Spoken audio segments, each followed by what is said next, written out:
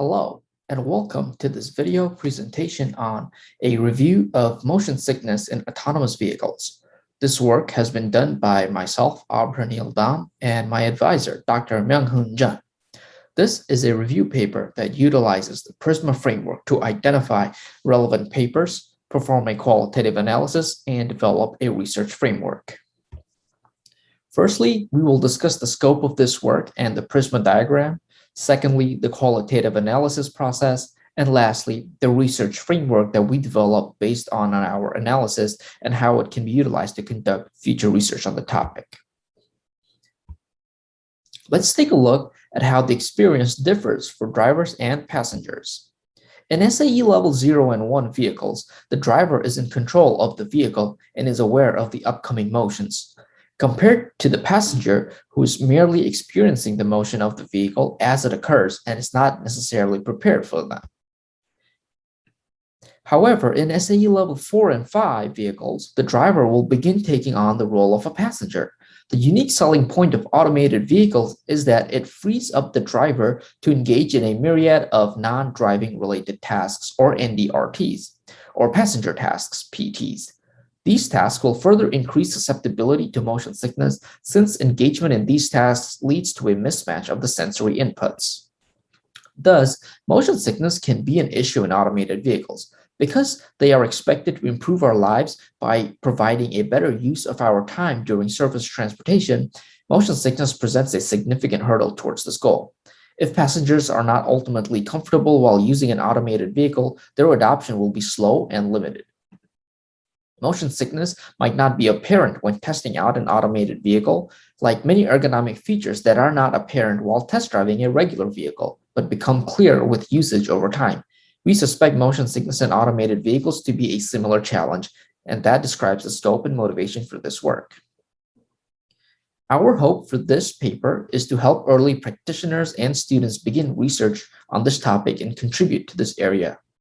In increasing order of importance, we hope to highlight the importance of human factors research on motion sickness, identify the importance of testing different induction methods and their effectiveness, develop a model that correlates the different measures of motion sickness, and most importantly, encourage research on the different mitigation methods. The PRISMA framework is shown on the left here. To identify papers, we searched popular human factors databases such as Scopus, EBSCOhost, and ACM Digital Library. To search keywords used were autonomous vehicles and motion sickness, or motion sickness and mitigation and autonomous vehicles, or motion sickness and situation awareness and autonomous vehicles. We examined the abstracts to identify 87 papers, which were then screened to remove 10 duplicates. There was no set time period for the searches, but the most relevant papers were found from 2006 to 2001. Our eligibility criteria required the papers to approach the problem from a human factors perspective that made use of a driving scenario to test potential solutions. Papers that were strictly from an engineering or medical perspective were excluded, although certain papers on vehicle dynamics, control algorithms, and clinical drugs were included. After applying the eligibility and exclusion criteria, 41 papers were identified in the final analysis process. Motion sickness is a state of discomfort resulting from exposure to motion with physical symptoms such as malaise, dizziness, nausea, and vomiting. It is often rated in terms of its severity. Our analysis of the papers identified two main causation theories. Primarily, the sensory conflict theory is described as the cause of motion sickness, which explains that when we perceive one input visually and another conflicting input through the vestibular system, there is a mismatch of the sensations in the brain.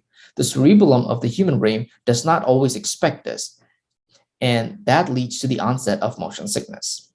The other theory is anticipation theory. Several papers confirmed our hypothesis that unawareness of the upcoming motions of the vehicle can lead to higher susceptibility to motion sickness. Passengers, because they are not controlling the vehicle, always tend to feel sicker than the driver. Two popular induction methods were identified. Firstly, using virtual reality to immerse the participant in a virtual automated vehicle, and secondly, using only real-world driving. In the first case, passengers wear a head-mounted device for immersion in a virtual environment as a passenger in a fully automated vehicle, with or without a driving simulator. A key concern with this technique is the effectiveness or the presence of a confounding variable, because it has been established that using a VR headset or a driving simulator can induce nausea by itself. A better induction technique is using real-world driving paired with the Wizard of Oz technique. Here, the passenger is seated in a vehicle that is driven by a human driver unbeknownst to the passenger.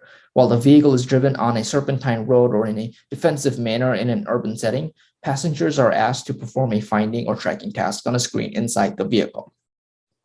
There are multiple subjective motion sickness measures, such as the Motion Sickness Susceptibility Questionnaire short, the Motion Sickness Assessment Questionnaire, the Misery Scale Continuum, and the Fast Motion Sickness Scale.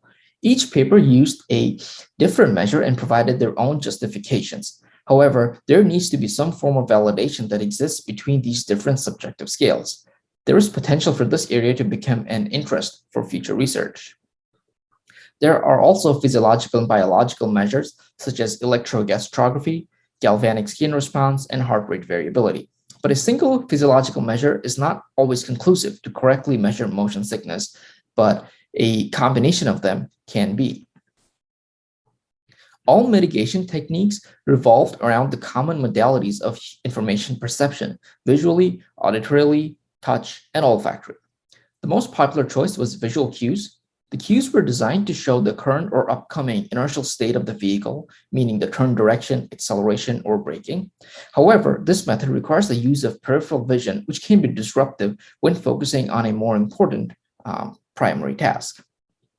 Auditory cues, on the other hand, have the advantage of not taking up the same mental resources as visual cues. Also, hearing is omnidirectional, which allows the use of spatial audio to accurately provide predictive cues. This can also be a promising area of future research. Another promising modality is haptics. Like auditory cues, haptic cues can be used for better dual task performance since it does not compete for the same mental resources as vision. However, precaution must be taken to avoid frequencies under 0.5 Hz or typically under 1 Hz, since it has been shown to actually induce motion sickness. Finally, existing research provides some guidelines for mitigating motion sickness. Increased peripheral vision for the passengers and positioning displays near the greenhouse openings have been shown to be effective. Also, reducing head movements and matching the passenger tasks with the driving route have also been recommended. We identified common themes in the papers and developed a temporal research framework for any researcher investigating this topic.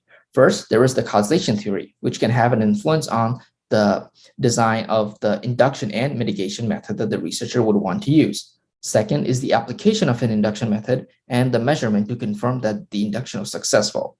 After that, researchers can apply a mitigation technique and measure motion sickness scores again to test whether the method led to a significant improvement. Of all the methods investigated in the literature, visual techniques and vehicle dynamics have been researched the most. There exists significant room for improvement in testing auditory and haptic cues. Auditory cues can provide continuous non-speech sounds. The use of spatial audio and omnidirectionality of human hearing provides a viable solution to the problem, but future research is necessary to investigate this. Vibrotactile or haptic cues can also provide a fast, non-interruptive technique of delivering information of the vehicle's upcoming inertial state. Lastly, visual cues can also be investigated further by studying display location and content to improve upon the existing solutions and develop additional design guidelines. This concludes our video presentation. It has been an honor to be able to present at this conference. We appreciate the chairs for their contribution and reviewers for their valuable feedback. Thank you for attending our video presentation.